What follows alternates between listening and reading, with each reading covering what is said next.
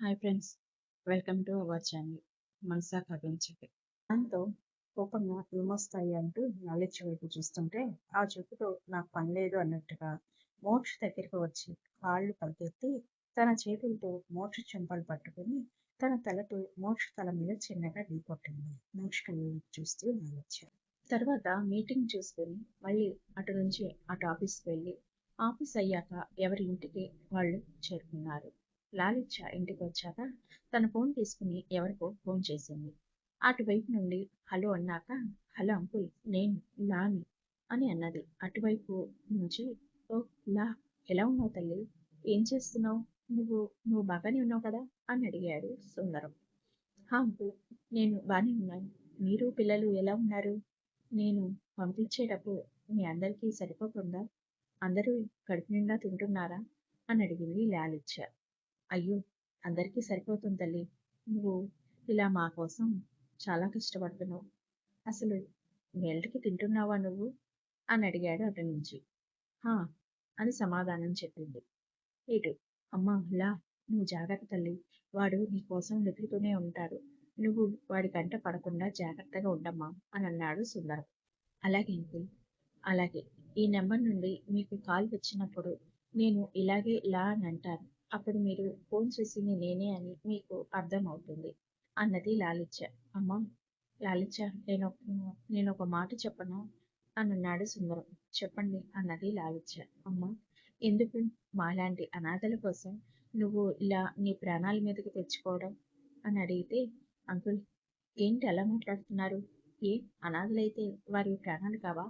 చిన్నపిల్లలు అని కూడా చూడకుండా వారిని పెద్ద మనిషి అయ్యేలా చేసి వాళ్ళని చిత్రహింసలు పెట్టి అనుభవించి వేరే దేశాలకి అమ్ముతూ వారి అవయవాలు కూడా అమ్ముకుని అలాంటి నీచులని ఊరికి వదిలిపెట్టాలా? ఏదైనా సరే వాడి నిజస్వరూపం బయటపెట్టి చట్టానికి పట్టించి ఉరిశిక్ష వేయించాలి అన్నది ఆవేశంగా. అమ్మా, చట్టం వాడినేమీ చేయలేదమ్మా. ఆ విషయం నీకు కూడా తెలుసు. అసలే ఆ దుర్మార్గుడు నువ్వు వాడి మీద పోలీస్ కేసు పెట్టావని, వాడి స్థావరాన్ని కోపటి వేలతో సహా పెకిలించేందుకు కంకణం కట్టుకున్నావని, వాడికి ఎదురు నిలిచావని, నిన్ను అందం చేయాలని చూస్తున్నాడు కదా. కానీ వాడి నుండి తప్పించుకుంటున్నాం కదంకుల్. అది తాత్కాలికం మాత్రమే తల్లి. ఈ భూమండలంలో నువ్వు ఎక్కడున్నా వాడు కనిపెడతాడు.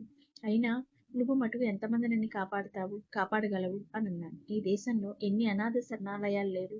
వాటిల్లో ఎంతమంది లేరు? వాళ్ళందరినీ నువ్వు కాపాడుతావా అన్నాడు సుందరం మళ్ళీ. అందరినీ కాపాడలేకపోవచ్చు, కానీ ఆ అకృత్యాలు చేసేవాడిని అంతం చేస్తే చాలంకుల్. కానీ అది అసాధ్యం తల్లి అన్నాడు సుందరం. సంకల్పం గట్టిదైతే అసాధ్యం అనుకున్నది ఏదైనా సుసాధ్యం అవుతుంది అంకుల్. నువ్వన్నది నిజమే కావచ్చు తల్లి, కానీ వాడిని అంతం చేయడం ఎలా? అది అయ్యే పనేనా అని అడిగాడు సుందరం. అదే తెలియట్లేదు అంకుల్. వాడి గురించి సంపాదించిన సాక్ష్యాలన్నీ కూడా వాడు నాశనం చేసేసాడప్పుడు. ఎలా అయినా ఆ పిల్లల్ని కాపాడాలి అని అరచేతిలో ప్రాణాలు అడ్డు పెట్టుకుని వాడి నుంచి ప్రస్తుతం తప్పించుకున్నాం. ఆ దేవుడు వాడిని అంతం చేసే దారి చూపిస్తాడులే ఏదో ఒక రూపంలో అంకుల్. అప్పటి వరకు వెయిట్ చేద్దాం. అంకుల్, మీరు పిల్లల్ని బయటికి రానివ్వకండి. అలాగే మీరు కూడా జాగ్రత్తగా ఉండండి. ఉంటా అంకుల్ అని ఫోన్ పెట్టయిపోతుంటే, అమ్మ, మనం మాట్లాడుకున్న మాటలు అంటూ ఆగాడు.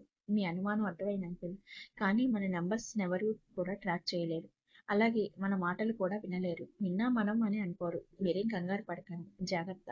ఏమైనా అవసరం అయితే ఫోన్ చేయండి. ఉంటా అని కాల్ కట్ చేసి ఫ్రెష్ అయ్యి ఏమీ తినాలి అనిపించగా అలాగే పడుకుంది. కానీ ఆలోచనలతో నిద్ర పట్టక అలా చల్లగాలిలో కాసేపు కూర్చుందాం అని బయటకు వచ్చింది.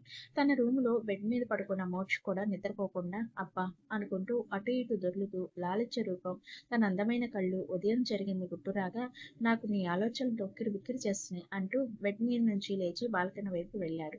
బాల్కనీలో నిలబడి ఆకాశంలో ఉన్న చందమామ నక్షత్రాలను చూస్తూ, ఆహా, ఎంత అందంగా ఉంది. చందమామ పక్కన వెన్నెల వర్షం కురుస్తున్నట్టు అందమైన ఆ నీలి మేఘాలు, నక్షత్రాలు, రువ్వును వీచే చల్లని పిల్లగాలి అనుకుంటూ ఆకాశం నుండి చూపు మరల్చి కిందకి, అదేనండి లాలిత్యున్న వైపుకు చూసిన అతనికి నిద్ర పట్టక అటు ఇటు తిరుగుతున్న లాలిత్య కనిపించింది అతనికి. లాలిత్యను చూసిన మోక్ష విస్తుపోతూ ఓ వింతను చూస్తున్నట్టు చూస్తూ, ఏంటిది ఇక్కడ ఉంది, మా ఇంటి పక్కన? అంటే తను ఇక్కడే ఉంటుందా, లేకపోతే నా ఊహ?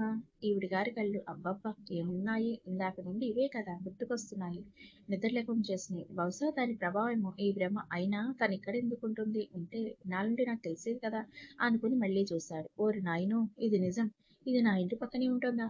అసలు ఇది నన్ను ఫాలో అవుతోందా? నేనే దీన్ని ఫాలో అవుతున్నానా? నాకు తెలియకుండా. నాకంటే నిద్ర పట్టక ఇలా తిరుగుతున్నా. మరి దానికి కూడా నిద్ర పట్టలేదా? అసలు తిను ఎప్పటి నుండి ఇక్కడ ఉంటోంది? నాకు తెలియలేదు. దీని ఆలోచనలో వచ్చి కదా నా నిద్ర చెడగొట్టింది.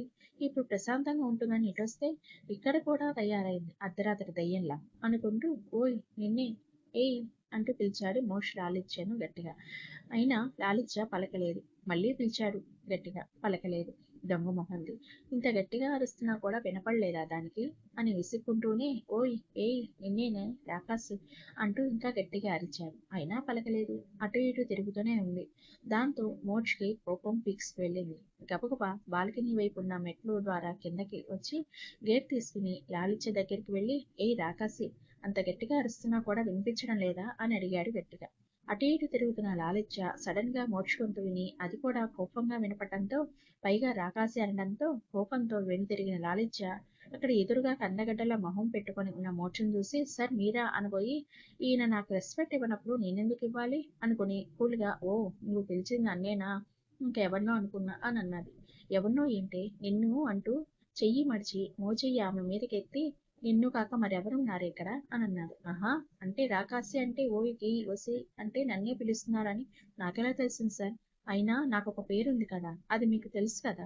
అయినా ఇప్పుడు నేనేం చేశాను సార్ నా మీద ఎలా ఎగురుతున్నారు అని అడిగింది మోక్షిని లాలిత్య. ఒసే ముద్దు నువ్వు అటు ఇటు తిరుగుతున్నావు కదే దెయ్యంలా అది చాలదా? అవును అర్ధరాత్రి ఇంత ధైర్యంగా అటు ఇటు తిరుగుతున్నావు దొంగలా ఎందుకు అని అన్నావు. సార్ దొంగలా తిరగడం లేదు దొరలాగే తిరుగుతున్నా నిద్ర పట్టక ఇలా తిరుగుతున్నా నేను. మరి మీరు అర్ధరాత్రి ఆడపిల్ల దగ్గర రావటాన్ని అరవటాన్ని ఏమంటారు అని అన్నది. Thanks for watching. Please like, share and subscribe my channel.